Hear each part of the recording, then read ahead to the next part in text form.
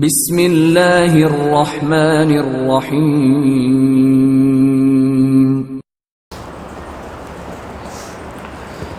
الحمد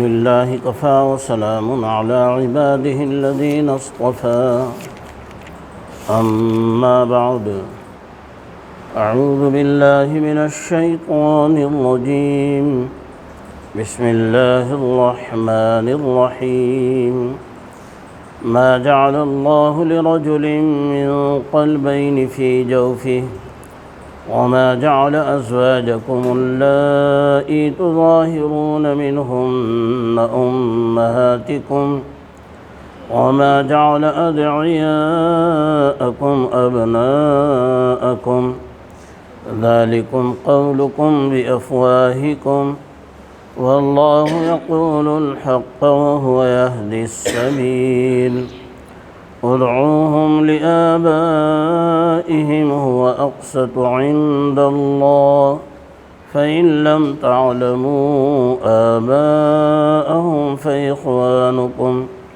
فإخوانكم في الدين ومواليكم وليس عليكم جناح فيما أخطأتم به ولكن ما تعمدت قلوبكم وكان الله غفورا رحيما۔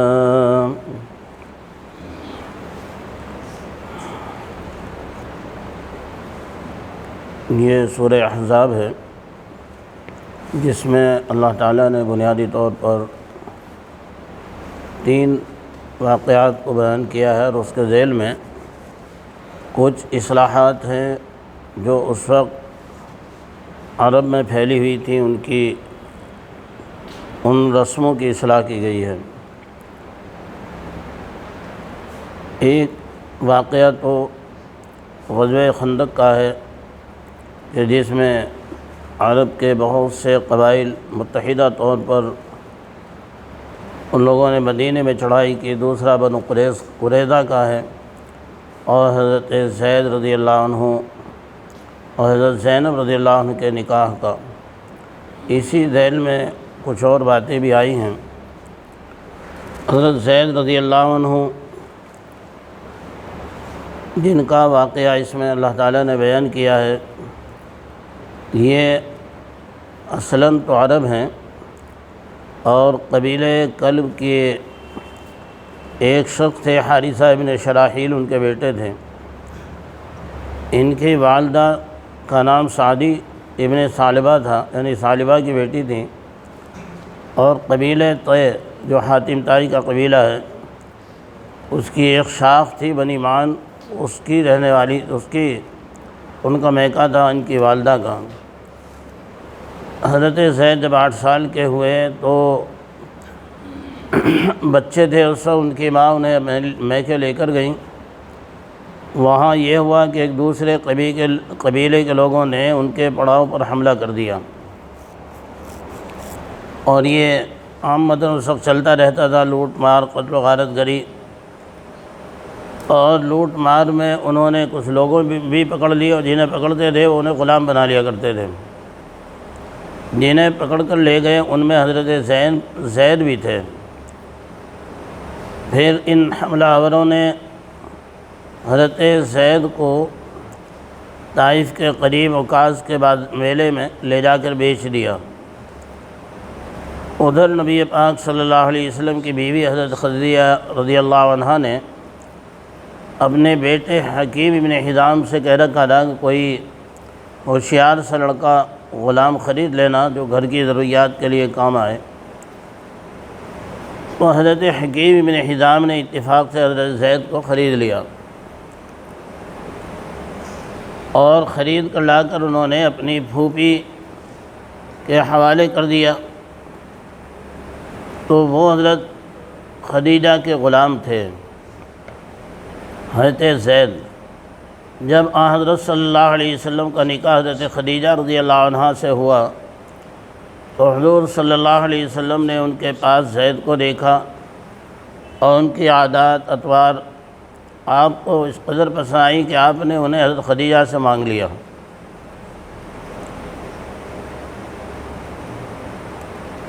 اس طرح یہ خوش قسمت لڑکا اس خیر الخلائق ہستی کی خدمت میں پہنچ گیا۔ چند سال کے بعد اللہ تعالیٰ نے نبی پاک صلی اللہ علیہ وسلم کو نبوت سے سرفراز فرمایا، اور جب آپ کو نبوت ملی اور تو سب سے پہلے ایمان لانے والوں میں حضرت 4 لوگ تھے، جن میں حضرت خدیجہ تھیں اور حضرت زید تھے جن کی عمر اس وقت 15 سال ہو گئی تھی، اور اسی طرح سے حضرت علی رضی اللہ عنہ جو بچے تھے، حضرت بکر صدیق رضی اللہ عنہ۔ یہ 4 لوگ وہ تھے کہ جنہوں نے بے چون و چرا ایمان قبول کیا، کسی طرح کے کسی تردد، شک یا کوئی دلیل نہیں مانگی آقا صلی اللہ علیہ وسلم سے، بلکہ نبوت کا دعویٰ سنتے ہی تسلیم کر لیا۔ تو حضرت زید رضی اللہ عنہ کے والد وہ روتے تھے، حارثہ ابن شراحیل، اور اشعار پڑھتے تھے اور کہتے تھے کہ مجھے معلوم نہیں کہ زید زندہ ہے یا مر گیا اور زمین کی کس مٹی نے اسے کھا لیا، اور زندہ ہے تو میں اس وقت تک تلاش کرتا رہوں گا جب تک میری زندگی ہے، اور میں اپنی سواریوں کو تھکا دوں گا، اور مرنے کے بعد بھی میں وصیت کروں گا کہ زید کو ہمیشہ تلاش کرتے رہیں۔ کوئی بندہ مکے آیا عمرہ حج کے لیے، اس نے وہاں زید کو دیکھا تو پہچان لیا کہ یہ تو حارثہ ابن شراحیل کا بیٹا ہے، اور وہ اس کے لیے بہت پریشان رہتے ہیں اور روتے ہیں اور اشعار پڑھتے ہیں۔ اس نے جا کر حضرت حارثہ سے کہا، حضرت حارثہ سے کہا کہ تمہارے بیٹے کو میں نے مکے میں دیکھا ہے۔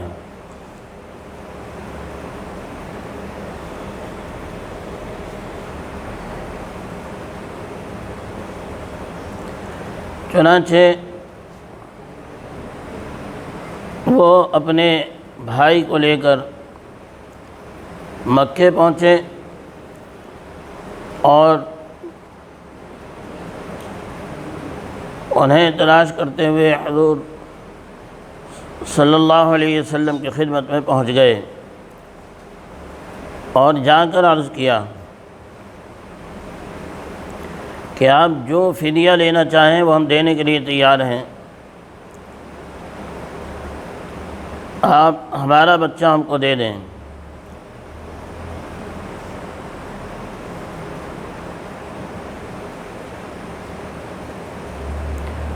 حضور صلی اللہ علیہ وسلم نے فرمایا کہ میں لڑکے کو بلاتا ہوں اور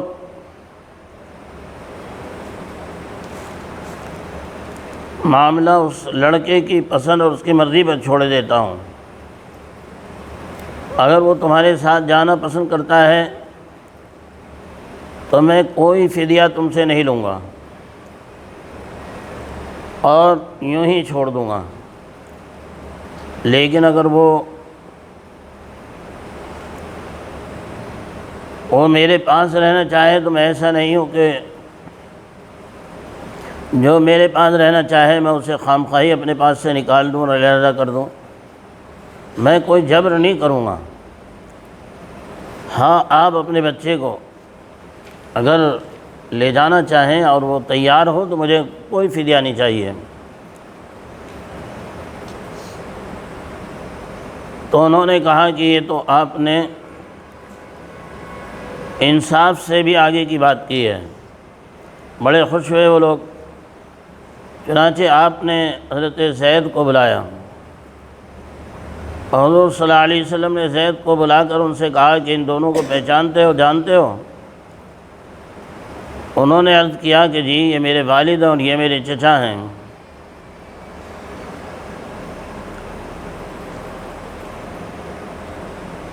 تو آپ نے فرمایا اچھا تم ان کو بھی جانتے ہو اور مجھے بھی جانتے ہو۔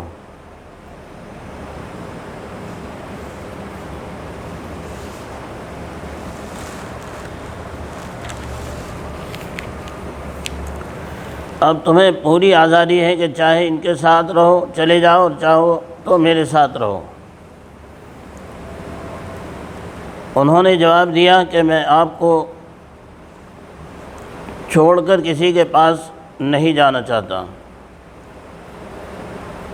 تو ان کے باپ اور چچا نے کہا زید کیا تو ساری زندگی کی غلامی کو ترجیح دے رہا ہے آزادی پر، اور اپنے ماں باپ اور خاندان کو چھوڑ کر غیروں کے پاس رہنا چاہتا ہے؟ تیرے لیے موقع ہے، اس غلامی سے نکل اور آزادی کی زندگی گزار، اپنے ماں باپ اہل خاندان کے درمیان چل۔ تو زید چونکہ اس وقت 15 سال کے ہو چکے تھے، کوئی ایسے معمولی بچے بھی نہیں تھے، انہوں نے جواب دیا کہ میں نے جو اوصاف ان کے یعنی حضور صلی اللہ علیہ وسلم کے اندر دیکھے ہیں ان کا تجربہ کر لینے کے بعد اب میں دنیا میں کسی کو بھی ان پر ترجیح نہیں دے سکتا۔ اور یہ واقعہ نبوت سے پہلے کا ہے، یعنی اس وقت حضور پاک صلی اللہ علیہ وسلم کو نبوت نہیں ملی تھی۔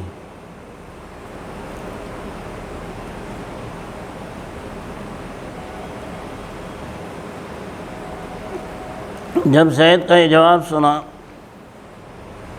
باپ اور چچا بخوشی راضی ہو گئے۔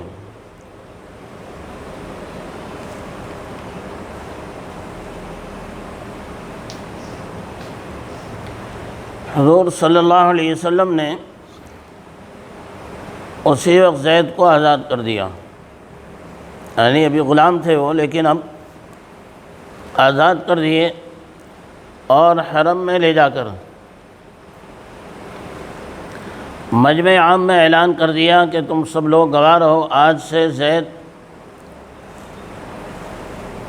میرا بیٹا ہے۔ اسی لیے لوگ اس کے بعد سے انہیں زید ابن محمد کہنے لگے۔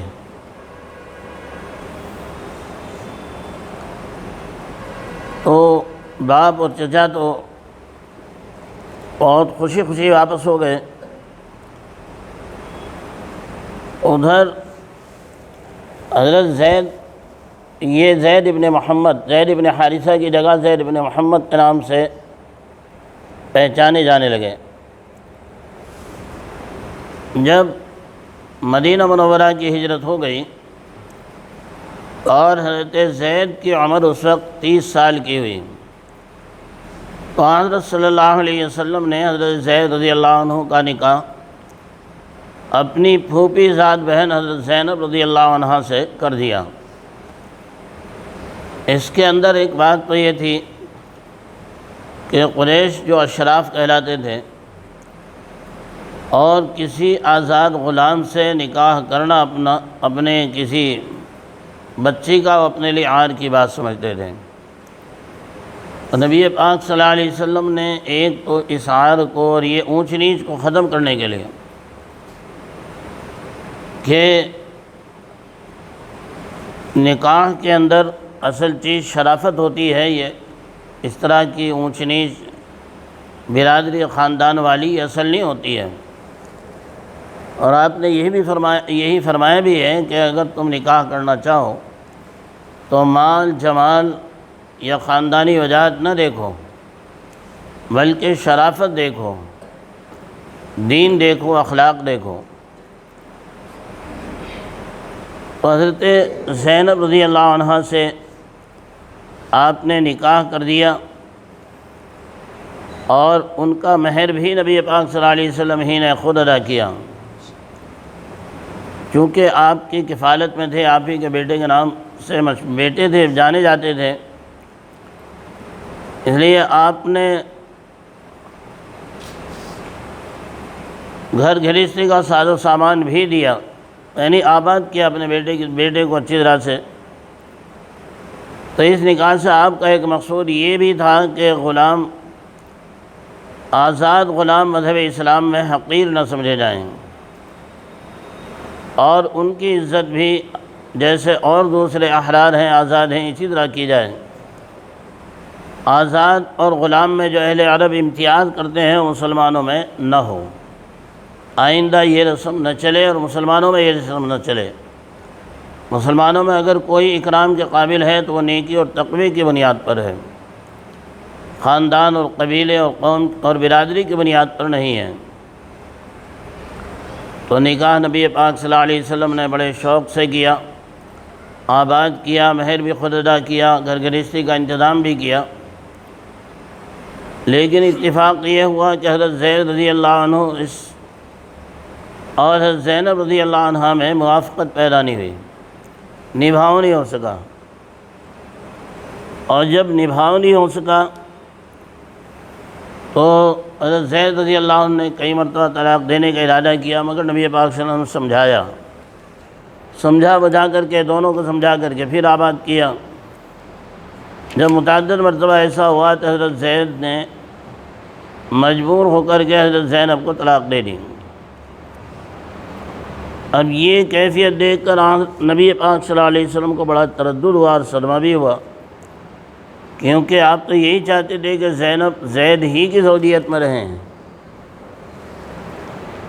اس کے علاوہ آپ کو یہ بھی فکر ہوا کہ ان میاں بیوی میں علیحدگی واقع ہوئی تو زینب کے بارے میں بڑی مشکل ہی آئے گی کہ زید کی زوجیت میں رہنے کے بعد لوگ زینب کے اعزاز و احترام میں کمی کریں گے۔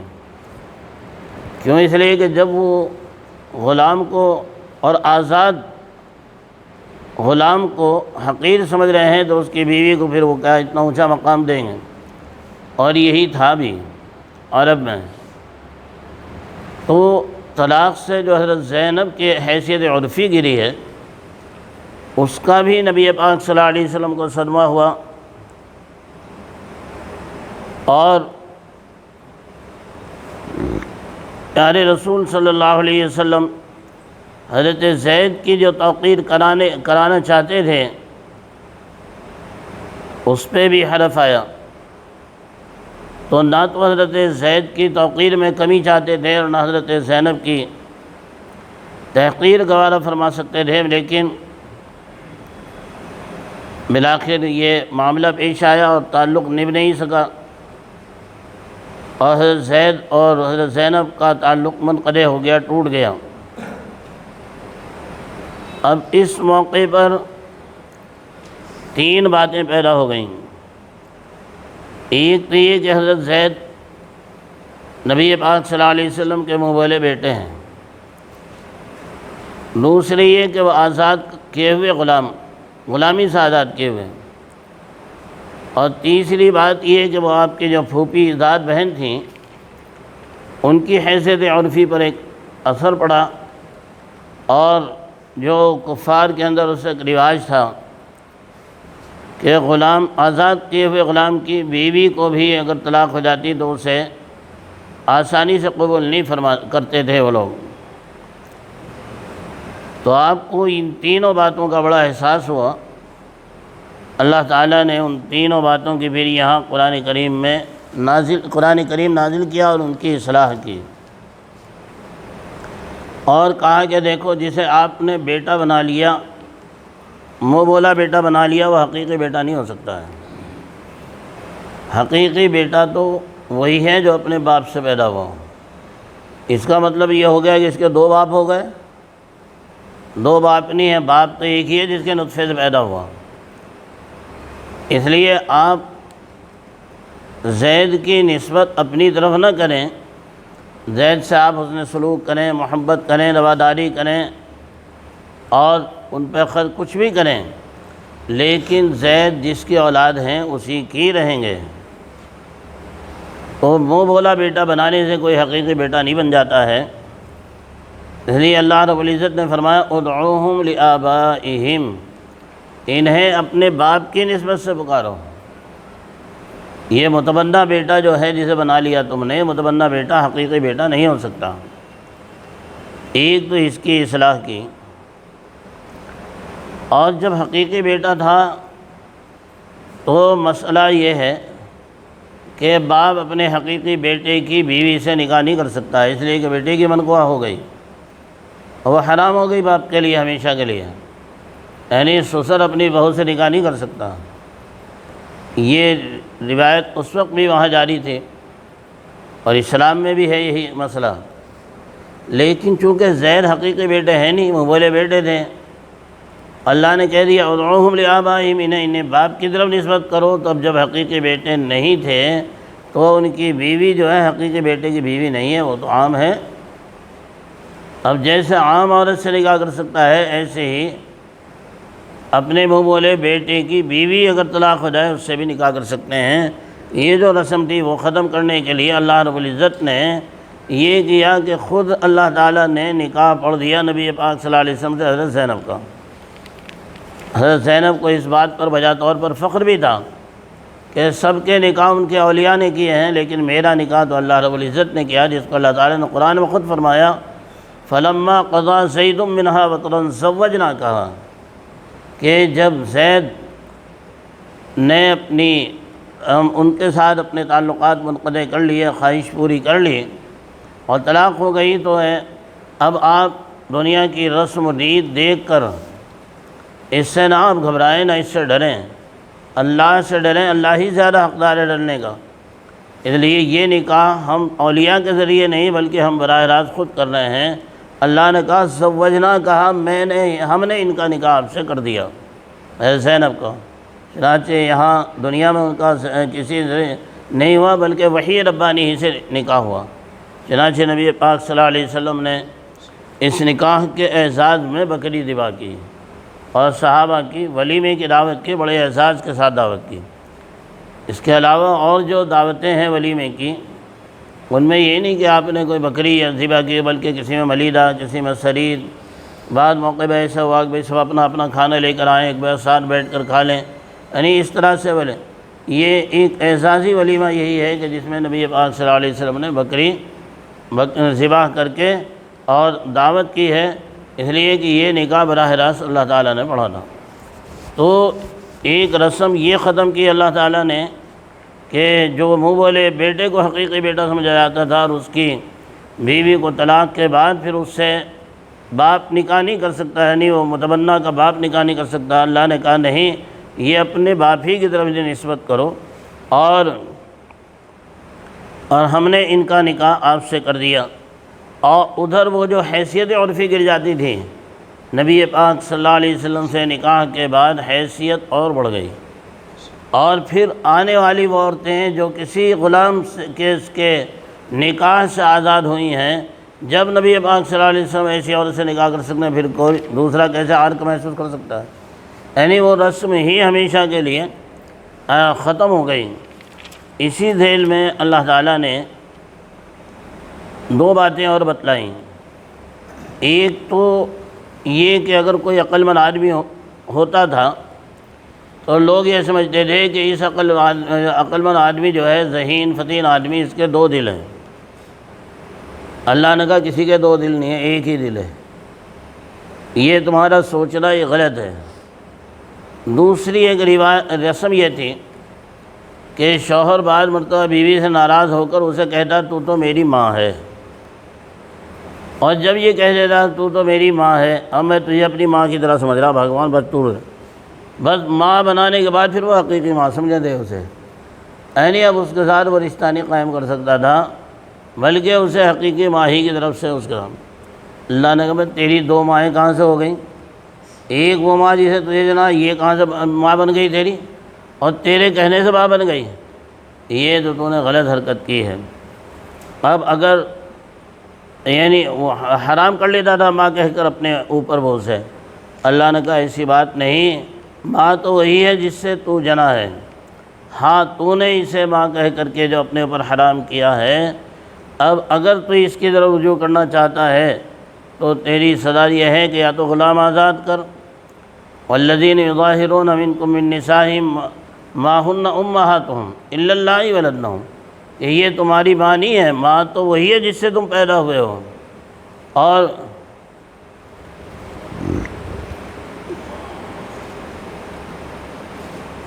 آگے اللہ نے فرمایا کہ جن کو تم ماں بنا چکے ہو اور حقیقتاً وہ ماں ہے نہیں، ماں تو وہی ہے جس سے پیدا ہوئے، اب اگر تمہیں اپنی زوجیت میں اپنے اس میں لانا چاہتے ہو بیوی بنا کر، تو پہلی بات تو یہ کہ واللہ ظاہرون من نسائہم ثم یعودون لما قالوا، فتحریر رقبہ، یعنی اس کی سزا یہ ہے کہ جو تم نے ایسی بات کہی ہے اور خلاف واقعہ بات بالکل کہی ہے، اور تم اب اسے اپنے اس میں لانا چاہتے ہو حرم میں، تو پہلے غلام آزاد کرو پھر اسے اپنے حرم میں لانا۔ اور اگر غلام آزاد، یعنی غلام کوئی سستا تو ملتا نہیں تھا، اگر غلام آزاد کرنے کی طاقت نہیں ہے، فتح رقبۃ مؤمنہ فمن لم یجد فصیام شہرین ومن لم یستطع، وہ ہے نا کیا ہے قرآن اٹھانا، قرآن شریف، اچھا، والذین یظاہرون من نسائہم ثم یعودون لما قالوا فتحریر رقبۃ من قبل ان یتماسا فمن لم یجد فصیام شہرین متتابعین۔ اگر بھائی کسی کے پاس اتنی گنجائش نہیں ہے غلام آزاد کرے تو پھر 2 مہینے روزے رکھ پہلے، اور 2 مہینے بھی پے در پہ روزے رکھنے ہیں، یہ نہیں کہ ایک آج رکھ لیا ایک کل رکھ لیا، نہیں، مسلسل 2 مہینے کے روزے، اس کے بعد تم اسے رجوع کر سکتے ہو۔ تو اس کی بھی اللہ تعالیٰ نے یہاں اصلاح کی ہے۔ اب رہا یہ مسئلہ کہ اگر کوئی ایسا بچہ ہے جیسے کسی کو مل گیا کہیں اور یہ ہسپتال سے لے لیا، باپ کس کا کچھ پتہ نہیں، اس کا باپ کا معلوم ہی نہیں ہے، پال کے اسی کی تو نسبت ہو رہی ہے نہیں اس کا حقیقی، اب کیا کریں، ان کا باپ معلوم نہیں ہے، تو کہا جا کہ اگر باپ معلوم نہیں ہے تو وہ تمہارے دینی بھائی تو ہو سکتے ہیں اور یا دوست ہو سکتے ہیں، لیکن بیٹا نہیں ہو سکتا ہے۔ بس رواداری، محبت، پیار کچھ بھی کرو، لیکن اب بیٹا نہ ہونے کا کیا مطلب؟ اگرچہ بیٹے کی نسبت سے پکارتے رہیں، خاندان دنیا بیٹا ہی کہتی رہے، لیکن بیٹا نہ ہونے کا نتیجہ نکلے گا کہ اگر وراثت تقسیم ہوگی تو چونکہ یہ حقیقی بیٹا نہیں ہے اس لیے اسے وراثت نہیں ملے گی، اس کی حقیقی اولاد کو وراثت ملے گی۔ ایسے ہی اگر وہ مرا اور اس کی وراثت اگر تقسیم ہوگی تو اس کے اہل خاندان کو ہوگی، یہ وارث نہیں بنے گا۔ ہاں اگر تم انہیں دینا چاہتے ہو تو وصیت کے طور پر دے سکتے ہو، بھائی چارے کے طور پر دے سکتے ہو۔ اللہ نے کہا کہ دیکھو جو آج تک تم نے کیا وہ تو اللہ معاف کرتا ہے، لیکن آئندہ جان بوجھ کر اپنے دلی ارادوں سے اس طرح کے معاملات میں احتیاط کرو اور اللہ سے توبہ کرو، اللہ بخشنے والا بڑا مہربان ہے۔ ان آیات میں اللہ تعالیٰ نے انہی واقعات کی طرف اشارہ کیا ہے، بتلایا ہے، فرمایا ما جعل اللہ لرجل من قلبین فی جوفہ، اللہ تعالیٰ نے کسی شخص کے سینے میں 2 دل نہیں بنائے ہیں، دل ایک ہی ہے، اور وہ دل بھی اگر بنایا ہے تو کس کے لیے ہے؟ اللہ نے اپنی ذاتی کے لیے بنایا۔ یہاں ایک واقعہ ذہن میں آیا، ایک مرتبہ حضرات حسنین یعنی حسن یا حسین رضی اللہ عنہ دونوں میں سے کسی نے حضرت علی رضی اللہ عنہ سے سوال کیا کہ ابا جان آپ ہم سے محبت کرتے ہیں؟ انہوں نے کہا بیٹے کیوں نہیں، آپ ہمارے بیٹے ہیں اس لیے محبت کرتے ہیں۔ اچھا آپ امی سے بھی محبت کرتے ہیں؟ جی امی سے بھی محبت ہے۔ اور اسی طریقے سے آپ نانا جان سے بھی محبت کرتے ہیں؟ جی نانا جان سے بھی۔ تو کئی محبتیں معلوم کرنے کے بعد بیٹے نے کہا ابا جان پھر آپ کا دل کیا ہوا؟ تو گودام ہو گیا، اس میں میری محبت ہے، امی کی بھی محبت ہے، ابا کی، نانا ابا کی بھی محبت ہے، کس کس کی محبت آپ نے بھر لی، رکھی ہیں اس میں، اور محبت تو ایک ہی کی ہونی چاہیے، وہ دل کیا ہوا؟ تو گودام بن گیا۔ یعنی اس بچے نے یہ بات حضرت علی رضی اللہ عنہ سے کہی۔ حضرت علی رضی اللہ عنہ نے فرمایا کہ نہیں بیٹا، حقیقی محبت تو اللہ ہی کی ہے، اللہ ہی کی وجہ سے محبت نانا جان سے بھی ہے، اللہ ہی کی وجہ سے محبت امی سے بھی ہے تمہاری، اور تم سے بھی اللہ ہی کی وجہ سے محبت ہے۔ اور اہل ایمان اگر کسی سے محبت کرتے ہیں تو کس کے لیے کرتے ہیں بھائی؟ اللہ کے لیے۔ اسی کو نبی پاک صلی اللہ علیہ وسلم نے فرمایا من احب للہ ومن ابغض للہ فقد استکمل الایمان، کہ جس نے اللہ کے لیے محبت کی یا اللہ کے لیے بغض کیا، سمجھو اسی کا ایمان کامل ہوا، وہی کامل مومن ہے۔ تو دراصل دل جو ہے وہ اللہ ہی کی محبت کے لیے ہے، اللہ نے پھر اور دل ایک ہی ہے، دل کئی نہیں ہے، تو فرمایا ما جعل اللہ لرجل من قلبین فی جوفہ، اللہ تعالیٰ نے کسی شخص کے سینے میں دو دل نہیں بنائے۔ وما جعل ازواجکم اللائی تظاہرون منہن امہاتکم، اور تمہاری ان بیویوں کو جن سے تم دھیان کر لیتے ہو وہ تمہاری ماں نہیں بن جاتی ہے، یہ تمہاری ماں نہیں، اللہ نے نہیں بنا دیا انہیں تمہاری ماں۔ اگر تم نے زبان سے انہیں ماں کہہ دیا یا اپنی ماں کی طرح کہہ دیا تو وہ تمہاری ماں نہیں، اللہ نے تمہاری ماں نہیں بنا دیا، ماں تو وہی ہے جس سے تم جنے گئے ہو۔ ایسے ہی وما جعل ادعیاءکم ابناءکم، اور اللہ تعالیٰ نے تمہارے منہ بولے بیٹوں کو سچ مچ اور حقیقی بیٹا نہیں بنایا، بلکہ حقیقی اولاد اسی کی ہیں جس کے نطفے سے وہ پیدا ہوئے ہیں۔ ذالکم قولکم بافواہکم، یہ صرف تمہارے منہ سے کہی ہوئی ایک بات ہے، اس بات کی کوئی حقیقت نہیں ہے۔ بس ٹھیک ہے، تم نے جذبات میں، محبت میں یا جیسے بھی اسے ماں کہہ دیا یا بیٹا کہہ دیا، وہ تمہارے اپنے جذبات ہیں، منہ کی باتیں ہیں، حقیقت نہیں ہے۔ حقیقت جو ہے وہ اپنی جگہ پر ہے، سچائی ہے۔ اور اللہ کہتا ہے واللہ یقول الحق وہو یہدی السبیل، اللہ حق بات کہہ رہا ہے اور وہی سیدھا راستہ بتلا رہا ہے، اور حق یہی ہے کہ تم انہیں اپنی ماں، حقیقی ماں نہ سمجھو، نہ انہیں حقیقی بیٹا سمجھو۔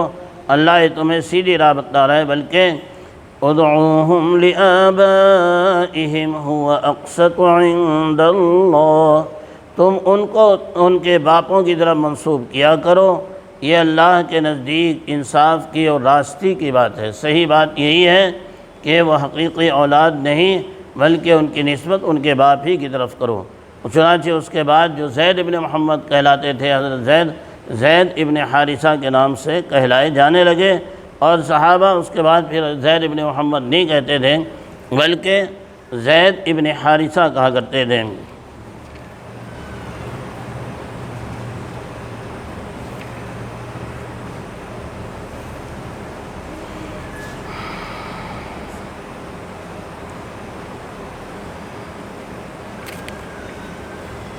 فَإِن لَّمْ تَعْلَمُوا آبَاءَهُمْ فَإِخْوَانُكُمْ فِي الدِّينِ وَمَوَالِيكُمْ، یعنی اگر کوئی بچہ ایسا ہے کہ اس کے باپ کا پتہ نہیں، یعنی مل گیا یا کوئی میلے میں گم ہو گیا، کوئی لے کے آ گیا، باپ کس کا اسے پتہ نہیں، چھوٹا بچہ۔ یعنی ایک مرتبہ ایسا ہوا، مغرب کا ٹائم ہو رہا تھا، کافی دنوں کی بات ہو گئی، کوئی عورت آئی اور ایک بچہ بٹھا گئے اور اس کے بعد خربوزہ رکھ دیا، انہیں کہنے میں وہ چھوٹا بچہ بھیا ہے اسے لے کے آ رہی ہوں، یہ کہہ کے چلی گئی۔ اب اس کا بتیرا اعلان کرایا، اخبار میں بھی دیا، لیکن پتہ ہی نہیں چلا۔ اس کا نام بھی اتفاق سے زہری تھا، اس بچے کا نام بھی۔ تو بالآخر اسے پھر یہاں سے مولانا صلاح حسین صاحب کو دیا، پھر وہ دلی گیا اور پتہ نہیں پھر وہاں وہ کسی جگہ پر پرورش پایا، بڑا ہوا کوئی اچھی جگہ پر، یعنی اس کا یہی پتہ نہیں کہ تھا کس کا، وہ عورت ہی نہیں لوٹی اس کے بعد، پھر آج تک بھی نہیں اس کا پتہ ہے۔ تو بعد مرتبہ ایسا بھی ہو جاوے کہ اس طریقے سے کوئی بچہ لاوارث، مطلب کہ کوئی چھوڑ ہی کے چلا گیا یا لاوارث ہے، تو اللہ نے کہا کہ اگر ایسا کوئی ہے کہ اس کے باپ کا پتہ نہیں ہے تو تم تو باپ نہیں بن سکتے، اس لیے کہ تمہارے نفس سے پیدا نہیں، ہاں تمہارا بھائی ہے اور تمہارا دوست۔ فَإِن لَّمْ تَعْلَمُوا آبَاءَهُمْ، اگر تم ان کے باپوں کو نہیں جانتے ہو، فَإِخْوَانُكُمْ فِي الدِّينِ وَمَوَالِيكُمْ، تو تمہارے دین کے بھائی ہیں اور تمہارے دوست ہیں۔ وَلَيْسَ عَلَيْكُمْ جُنَاحٌ فِي مَا أَخْطَأْتُمْ بِهِ، اور اس سلسلے میں جو بھول چوک تم سے ہو گئی ہے اس پر کوئی گناہ نہیں ہے، یعنی ابھی تک اپنا بیٹا سمجھتے رہے یا اسے ماں سمجھتے رہے، یہ جو بھول چوک ہے آج تک تو معاف ہے، لیکن وَلَكِن مَّا تَعَمَّدَتْ قُلُوبُكُمْ، لیکن آئندہ اگر دل کے ارادے سے جان بوجھ کر کوئی ایسا قدم اٹھاؤ گے اور اس کے ساتھ حقیقی بیٹے والا معاملہ کرو گے اور پھر اس کی بہو کو بھی اپنے لیے حرام سمجھ لو اور وراثت میں شریک کرو گے، تو پھر یہ تمہارے لیے گناہ ہوگا اور وبال ہوگا، اور اس پر پھر پکڑ ہو سکتی ہے۔ وَكَانَ اللَّهُ غَفُورًا رَحِيمًا۔ اور اللہ غفور ہے، رحیم ہے، بخشنے والا ہے۔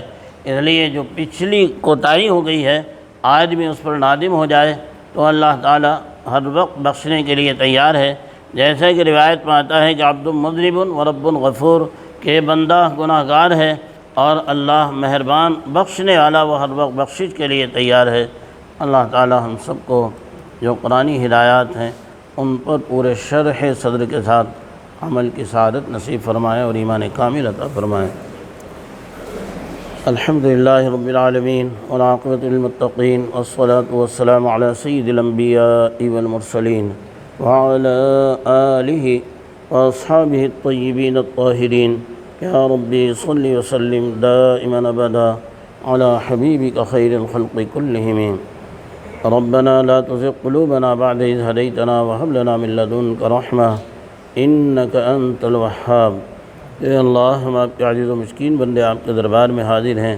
پیارے اللہ، فضل فرما دیجیے، کرم کی نگاہ ڈال دیجیے۔ اے اللہ، قبول فرما لیجیے، ہمیں شرح صدر دے دیجیے، حکمت اور دانائی دے دیجیے، تفقہ دے دیجیے، اپنے اس مبارک کلام سے سچی وابستگی، سچا عشق اور سچی محبت دے دیجیے۔ اے اللہ، اس کی تلاوت کی، اس کی اشاعت کی اور اس کی تفسیر کی اور اس کو سمجھنے کی سعادت سے بہراور کر دیجیے۔ پیارے اللہ، ہماری اس مجلس پر جو ثواب ملا ہے ہمارے پیارے رسول صلی اللہ علیہ وسلم کی خدمت میں ہدیہ فرما۔ آپ کی برکت سے آپ کے اصحاب اہل بیت ذریۃ طیبہ، آپ کی پاکیزہ بیوییں اور آپ کے تمام اصحاب اہل بیت، آپ کے تمام متبعین کو عطا فرما۔ ہم سب کے والدین، اساتذہ، مشائخ، دوست، احباب و اقرباء کو عطا فرما۔ جن لوگوں نے اپنے جن مرحومین کے لیے خاص طور پر کہا ہے، اے اللہ ان سب کو اس کا ثواب رحمت فرما۔ اے اللہ، اس وقت جتنے بھی بیمار ہیں اور یہ وائرس چھوڑا ہوا ہے یا وبا ہے، اے اللہ اس بیماری میں اور اس عام حالات میں آپ کے کتنے مریض بندے بندیاں جو تڑپ رہے ہیں، ہسپتالوں میں بیڈ خالی نہیں، آکسیجن نہیں مل رہی۔ پیارے اللہ، سب آپ ہی کی مخلوق ہے، آپ تو ارحم الراحمین ہیں۔ اے اللہ، اسپتال صحت عافیت کے ساتھ مریضوں کو واپس کر کے خالی کر دیجیے۔ اے اللہ، مریضوں کے لیے علاج آسان کر دیجیے۔ پیارے اللہ، فضل فرما دیجیے، کرم کی نگاہ ڈال دیجیے۔ ہمارے جتنے بھی اساتین امت اس وقت موجود ہیں، اے اللہ ان سب کی عمروں میں برکتیں پیدا فرما۔ حضرت مولانا سید ارشد مدنی صاحب، حضرت مولانا محمود مدنی صاحب، مولانا قاری عثمان صاحب، حضرت مولانا رابع حسنی ندوی صاحب، حضرت مولانا قمر الزمان صاحب الہ آبادی، حضرت مولانا پیر ذوالفقار احمد صاحب اور حضرت مولانا مفتی تقی عثمانی اور جتنے بھی اساتین امت ہیں، اے اللہ ان کے ناموں کا ہمیں استحضار ہے یا نہیں، اے اللہ سب پر اپنی نگاہ کرم فرما۔ امت کے لیے ان کا سایہ تا دیر باقی فرما، قائم فرما۔ امت کو تا دیر ان کے فیوض سے متمتع فرما۔ پیارے اللہ، امت یتیم ہوئی جا رہی ہے، اے اللہ آئے دن ہمارے اساتین اس دنیا سے جا رہے ہیں۔ اے اللہ، ابھی حضرت مولانا نور عالم خلیل امینی صاحب، ایک عظیم محدث، عظیم ادیب، دارالعلوم دیوبند کے موقر استاد، اے اللہ ان کی مغفرت فرما۔ اے اللہ، نعم البدل بھی عطا فرما۔ اے اللہ، امت پر نگاہ کرم فرما۔ اے اللہ، عافیت اور راحت عزتیں عطا فرما۔ تمام پریشان حالوں کی پریشانیاں دور فرما، بے روزگاروں کو روزگار عطا فرما۔ اے اللہ، اس لاک ڈاؤن کی وجہ سے جتنے بیچارے غریب ہوں گے، اے اللہ جو روزی روٹی کے لیے بھی پریشان ہو رہے ہوں گے، اے اللہ فضل فرما دیجیے۔ اے اللہ، ان غریبوں کی طرف قلوب کو متوجہ کر دیجیے۔ اے اللہ، آپ تو خیر الرازقین ہیں اور رزاق ہیں، اے اللہ ان کے لیے بھی انتظام فرما دیجیے۔ اے اللہ، ہمارے تمام ملی سرمایوں کی حفاظت فرما، تینوں حرموں کی حفاظت فرما، ام المدارس، دارالعلوم دیوبند اور اس کے فیض کی جتنی بھی شکلیں ہیں، اے اللہ سب کی حفاظت فرما۔ پیارے اللہ، ہمارے مدرسے آباد کر دیجیے، مسجدوں کی آبادی بڑھا دیجیے۔ اے کریم آقا، ہماری خانقاہوں میں اللہ کے غلغلے، اے اللہ نور کے اجالے پیدا کر دیجیے۔ ہمارے مرکزوں کی چلت پھرت کو عام کر دیجیے۔ پیارے اللہ، کوتاہیوں کو معاف کر دیجیے۔ اے اللہ، آج تک کی کوتاہیاں معاف کر دیجیے۔ آنے والی زندگی سے بہتر بنا دیجیے۔ بہت سے بندے بندیوں نے ہم سے دعاؤں کے لیے کہا ہے، وہ بھی ہم سب آپ ہی کے در کے بھکاری ہیں۔ اے اللہ، سب کی جھولیاں بھر دیجیے، سب کی مرادیں پوری کر دیجیے، سب کی تمنائیں بڑھے آئیے۔ جب تک بھی جیے تیری اطاعت، تیری محبت، تیری فرمانبرداری کے ساتھ پیارے نبی صلی اللہ علیہ وسلم کے نقش قدم پر چل کر جینا مقدر فرما، جب وقت آئے تو کامل ایمان پر خاتمہ عطا فرما۔ اللہم ارزقنا شہادة فی سبیلک واجعل قبری فی بلد رسولک، انت ولی فی الدنیا والآخرہ، توفنی مسلما والحقنی بالصالحین، لا الہ الا انت سبحانک انی کنت من الظالمین۔ سبحان ربک رب العزت عما یصفون، وسلام علی المرسلین والحمد للہ رب العالمین۔